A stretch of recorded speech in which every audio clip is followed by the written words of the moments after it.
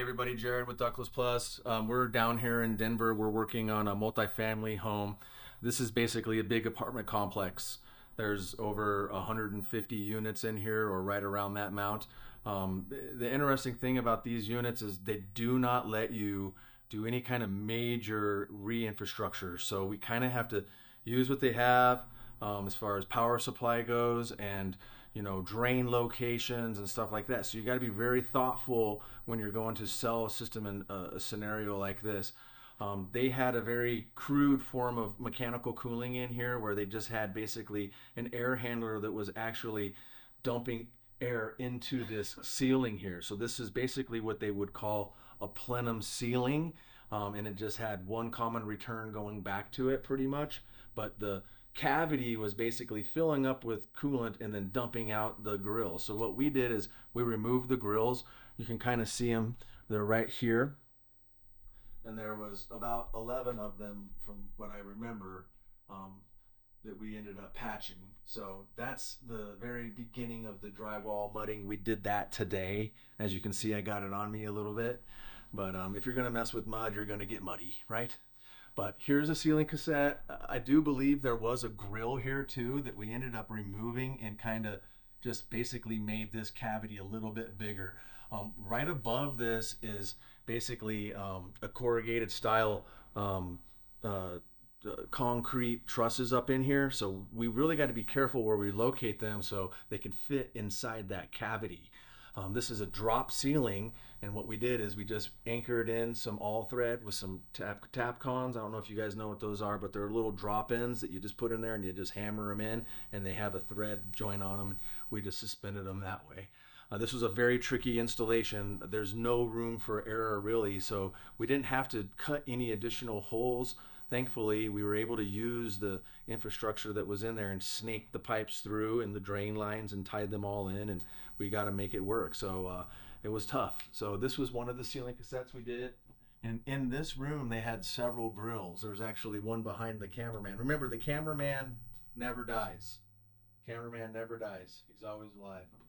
So we had to patch all these. We're gonna let this dry for, I like to let mud dry for a day just so that it really gets a good solid setup on it. And then there was a return air here. And this here, this was where the old mechanical room was, where they had two compressors, two condensers stacked literally on top of each other. And what we did is got rid of both of them, and we just put in one Mitsubishi unit. It was a really tough one too. I mean, this was basically a very, very difficult install. We suspended the unit. We just hung it in there. So that's the back of it.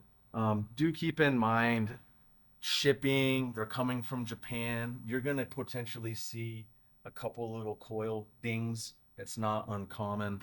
You can comb them out, but as long as they're not super bad, that's okay to have a couple of dings in them. It's not going to kill the machine. But this is where the two compressors were, so we removed two ACs that were in here, and we were able to kind of clean it up here a little bit too. We drywalled that wall. There was a conduit that went straight across right here that Denver ended up kind of relocating the wire, and he had to move some stuff. We also had to move this box down. So this power supply, we had to move it down, and you can get in there. You just crawl right underneath here and you can see the front of the machine, and there's an exit out there. So, but we had to hang it right there. I feel like it worked out perfect. We really couldn't ask for a better scenario in such a tight quarters, right? So sometimes you're not gonna have the most room. Sometimes you're gonna have the limited amount of room. So make everything as best as you possibly can with the stuff you got to work with. Obviously we're not going to be able to build out and make another room here. This is already done, so we had to do it. But this is the other ceiling cassette. Obviously we're doing a bunch of drywall, and ultimately the homeowner is going to end up doing some painting. So we're going to, obviously have to get that touched up. But that's number two. That's the second ceiling cassette that we did. Here's another hole that we patched. We're just waiting for the mud to dry. And then back here's two other ceiling cassettes. So this is like the ultimate, most difficult installation you can get, because we didn't have any room. There's a small amount, like about I don't know, I would say a 4 to 6 inch gap in between from where the drywall is and where those steel beams are. So we ended up putting this one here. We kind of got lucky. This is a MLZ KY06. This is the smaller units. So he has 3 6s and 1 12 in this house. And when we put some drop cloths up, we had a couple of grills on the wall that we patched, but sometimes be careful when you use tape on old paint, you can peel it off. You got to be careful, but all this is going to get repainted obviously when it's all done. And that's the thing. I think contractors, you guys really got to be okay with doing some drywall work. If you're scared to do drywall work, well, you might lose a job because there's going to be a contractor like me who's going to go and get a little mud on them and not care, and we're going to close the deal where you guys are going to go home in your little truckie and not do nothing all day long. Well, I would rather take on a challenge and do what I need to do the job and get it done. And and we're going to make sure this looks really good for the customer. We're not going to shy away from a challenge. And if you guys are shy to do stuff that you think that you can't do, well, you need to learn how to do it. I just feel like that's just something you got to do. This is the last head we had done right here. And again, when you cut drywall, you never know what's going to happen. This is an old building. It's not a new building. So drywall can get brittle over time. So there was a small little itty bitty hole right there that we had to patch, but we're going to sand that and patch that and make that look good too. So, but there was another grill over here as well, but this was a really super crude air conditioning system. And a lot of folks don't know this. Air conditioning, the supplies don't really matter. That's really not the most critical component of air conditioning. You want return air. You need to grab the heat, process it through the evaporator, and get rid of it. If you're just dumping cold air into a room, you're really not conditioning. You're just unloading. You're not doing heat absorption and heat removal. Always keep that in mind. Supply airs are not that important. It's a myth. Everybody thinks, oh, I need more supply air. No, you need more return air. That's why you typically will see, like, newer construction, there's going to have, high and low returns. They're going to have more returns in bedrooms, not just a supply register in there. So, I'm talking about a traditional ducted system from a furnace. So always keep in mind that, return is more important. So that's what's so cool about a ceiling cassette or a wall unit or a floor unit is they have the supply and the return combination in that machine right there in that space. So we're able to absorb the heat, process it, get rid of it. The discharge of it really doesn't matter. It's really the intake of the machine that's getting rid of the heat. So all that heat's getting gobbled up, it's getting processed, and we're dumping it outside into that little mechanical area where we put that unit. Come with me, I'm going to show you where we put the branch box.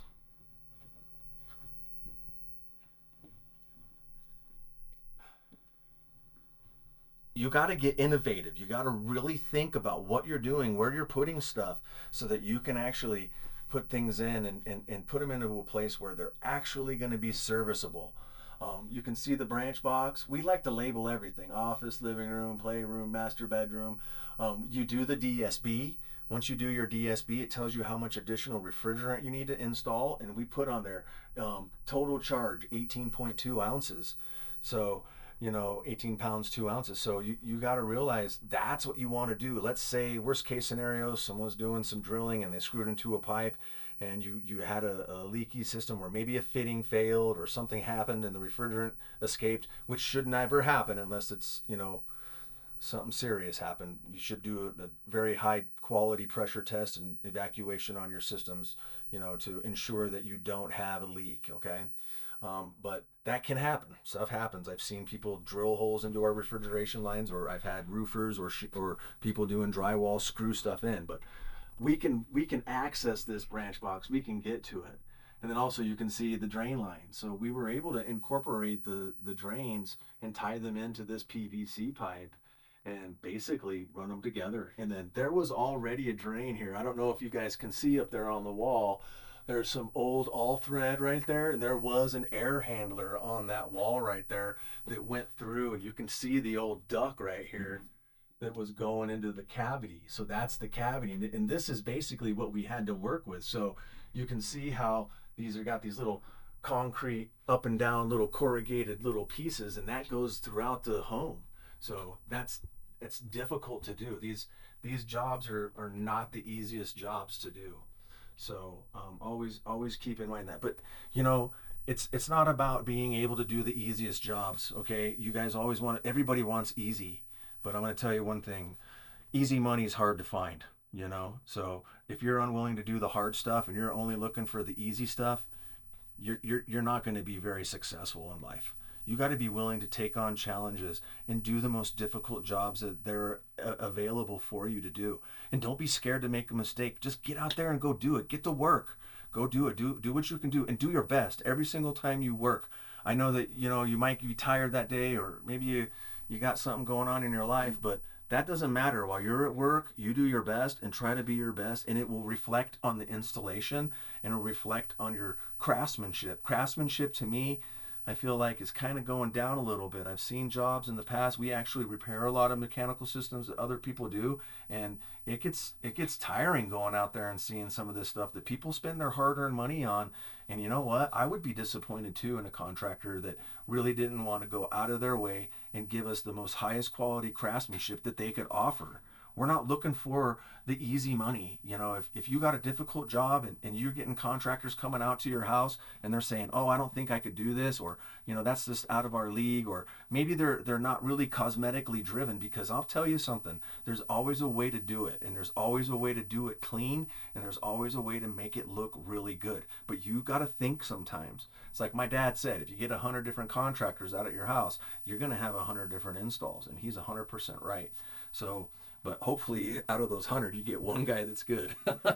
So, but as you can see, take some pride in your work. Definitely label everything, mark everything, do your best no matter what. Don't be lazy. Get to work and do everything you can. So anyway, I'm in this little closet. We're all done. We're going to let that drywall mud dry. But thank you guys for watching the channel. Thanks all the subscribers. Thanks everybody.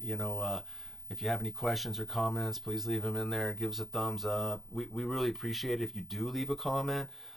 Even if you want to leave us a funny one or a mean one or whatever, I don't care. I'm not gonna get mad at you. So, but also, if you can, give us a subscription too. We really appreciate that. We're almost at 2,500. We're about 75 away. But if you guys want to help us get there, I'd appreciate it. Tell your friends and family about what we do. If you got somebody that's looking to get a mechanical system here in the Denver metro area, or pretty much anywhere. In January, we're actually flying out to New York, and we're going to be doing a redo system. Somebody out there, a contractor in New York, put a system in for a guy, and they didn't do a good job. So we're going to go out there and we're going to fix it for him. So if you got a project anywhere in the country and you're willing to pay us to go do it, we will go fix it for you, and we'll do it right. We are an elite dealer with Mitsubishi. We're going to do a high quality job. We have the best tools too. I've spent a ton of money, a fortune, in high quality tools